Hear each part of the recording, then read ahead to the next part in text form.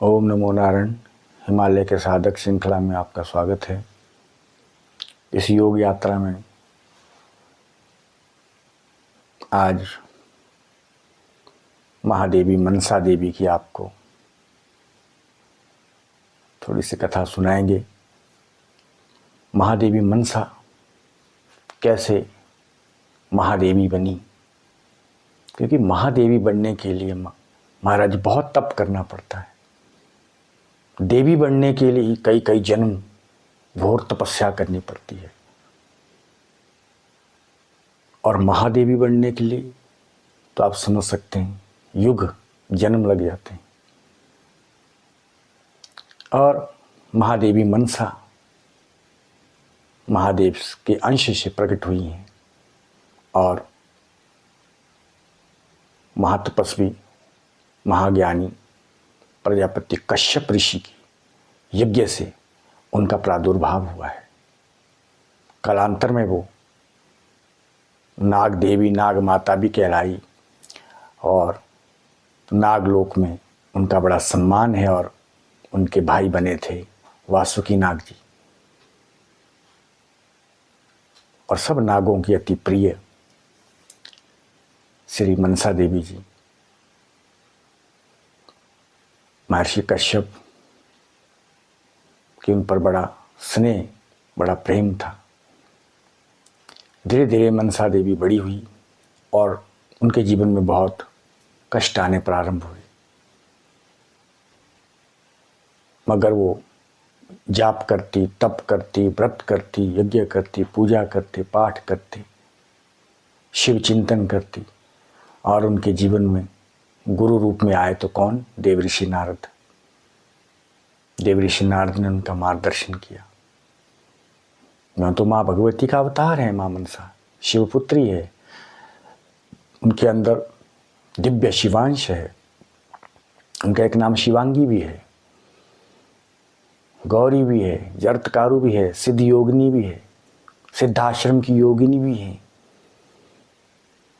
बेसधारणी है, रिद्धि सिद्धियों शक्तियों की मालक है, आत्मज्ञानी है, शिव ज्ञानी है, शिव योगिनी है। वो क्या नहीं है, जितने भी उनको अलंकार दिए जाए वो छोटे पड़ जाते हैं। ऐसी मां मनसा भगवती, जिनका तपोमय जीवन बड़ा उज्जवल रहा है, बड़ा दिव्य रहा है, और मुझे माता मनसा का सेवा और साधना करने का भी सौभाग्य प्राप्त हुआ है। और वे मनसा देवी अपने जीवन में बहुत कष्ट उठाए हैं। बहुत बड़ी कथा है उनकी कि उनके जीवन में उन्होंने कितना पुरुषार्थ किया, कितना त्याग किया है, कितना तप किया है, कितना पीड़ा उन्होंने सही है। वैसे तो बहुत बहुत तपस्विनियाँ और योगिनियाँ और देवियाँ हमारे सनातन धर्म में हुई हैं, सभी प्रणम्य हैं, सबका त्याग महान है, लेकिन मनसा का आप जीवन दर्शन कभी पढ़ें तो आपकी आंखें खुली की खुली रह जाएंगी, और रोंगटे खड़े हो जाते हैं हमारा जब मनसा देवी का जीवन चरित्र हम श्रवण करते हैं या पढ़ते हैं। अद्भुत चरित्र है माता मनसा का। तो ऐसी भगवती मनसा देवी का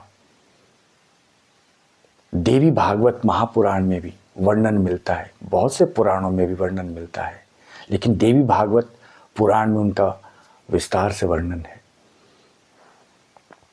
ऐसी महादेवी के पद पर विभूषित हुई और सबका कल्याण किया।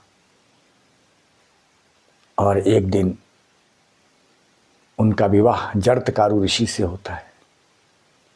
जरतकारु ऋषि की भी एक शर्त होती है कि मैं मनसा देवी से तभी विवाह करूंगा यदि वे मुझे कभी मैं विश्राम कर रहा हूं तो उसमें मुझे वो जगाए ना, उठाए ना, और मुझे मेरे उस निद्रा में, उस विश्राम में कोई विघ्न बाधा ना डाले। तो मनसा देवी ने ये शर्त स्वीकार कर ली थी और कहा था जरत्कारु ऋषि ने, यदि आपने मेरे विश्राम में विघ्न बाधा डाली तो उसी समय मैं त्याग कर दूंगा मनसा देवी आपका। शर्त मंजूर है? माता मनसा ने कहा हाँ, मैं शर्त मंजूर है।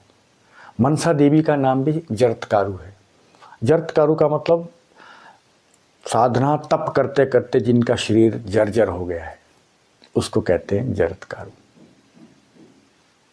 तो इस प्रकार से पितरों के, क्योंकि जरत्कारु ऋषि का संकल्प था मैं विवाह नहीं करूंगा, वो दीर्घायु हो चले थे, लेकिन पितरों की खुशी के लिए, पितरों की मुक्ति के लिए जरत्कारु महर्षि जी ने विवाह किया।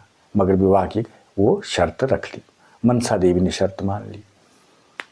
समय बीता, बड़े विधि विधान से विवाह हुआ और वहाँ जो पितर थे उनकी मुक्ति हुई। पितरों ने आशीर्वाद दिए जरत्कारु ऋषि को, और उधर मनसा देवी और जरत्कारु आनंदपूर्वक अपने आश्रम में रहने लगे। और वासुकी नाग जी, जो कि नागों के राजा हैं, वो भी प्रसन्न हुए। उन्होंने भी मनसा देवी की विदाई की। सब नागों ने अश्रुपूरित विदाई दी और महर्षि कश्यप भी बहुत उदास हुए, लेकिन प्रसन्न भी हुए। क्यों? क्योंकि एक अच्छा योग्य वर उन्हें मिला था। और समय बीता। एक दिन महर्षि जरत्कारु निद्रा में लीन थे, सायंकाल का समय था, विश्राम कर रहे थे। तो माता मनसा देवी ने उनको उठाया कि हे ऋषिवर, उठिए और सूर्य अस्त हो रहा है, उसको आप अर्घा दीजिए, संध्या वंदन कीजिए। तब वे उठे और उन्होंने कहा कि हे मनसा, आपने ये अच्छा नहीं किया, आप अपना वादा भूल गई, अब आपको इसका फल तो मिलेगा वियोग के रूप में।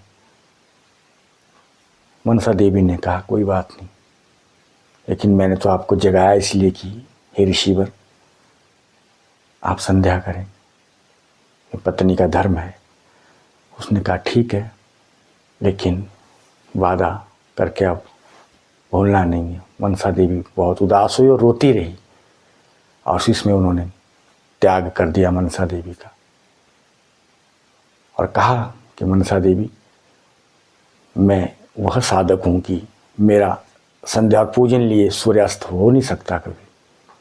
मगर अपनी जगह मनसा भी ठीक थी और अपनी जगह जरत्कारु ऋषि भी सही थे। और लगभग 1-2 साल साथ में रहे थे अभी वो, लेकिन फिर वही तप त्याग का जीवन, फिर वह दुख की घड़ी आ गई और वो चल पड़े। और उन्होंने कहा मनसा मैं जा रहा हूँ, लेकिन उदास मत होना, तुम्हारे पास हमारी धरोहर है, हमारा पुत्र है जो अवतार लेगा और कल्याण करेगा विश्व का। और इस प्रकार के बहुत दुखी होकर के जरत्कारु ऋषि चले गए और मनसा देवी बड़ी दुखी और हताश निराश होकर के रुदन करने लगती है, रोती रहती है, बहुत रुदन करती है, मगर मौन रहती है, कुछ बोलती नहीं, क्योंकि वो धर्म सम्राट है, तब महातपस्विनी है। चले गए जरत्कारु ऋषि हिमालय तप करने के लिए, और इधर माता मनसा ने समय आने पर एक दिव्य महान पुरुष को, महान योगी को, महाज्ञानी को, ऐसे पुत्र को जन्म दिया जिसका जिसका नामकरण संस्कार उनके कुलपुरोहित जी ने किया, आस्तिक मुनि करके। महाभारत में उसका बड़ा सुंदर वर्णन आता है, और भी कई पुराणों में वर्णन आता है आस्तिक मुनि का, जिन्होंने सर्पों की रक्षा की थी सर्प यज्ञ से। जब राजा जन्मजय ने सर्प यज्ञ किया था सर्पों को विध्वंस करने के लिए, तब माता मनसा देवी के सुपुत्र आस्तिक मुनि ने उस यज्ञ को बंद करवाया था। और तब सभी नागों ने, शेष नाग जी ने, वासुकी नाग जी ने, तक्षक नाग जी ने, और भी कई नाग देवता ने आशीर्वाद दिया था कि आस्तिक मुनि का जहाँ कोई ध्यान करेगा, पूजा करेगा, नाम उच्चारण करेगा, वहाँ सर्प भय नहीं होगा। तो इस प्रकार से आशीर्वाद दिए। ऐसे आस्तिक मुनि हुए और उनकी माता महातपस्वी महायोगिनी मनसा देवी हैं। मनसा देवी के कई स्थान पर मंदिर हैं।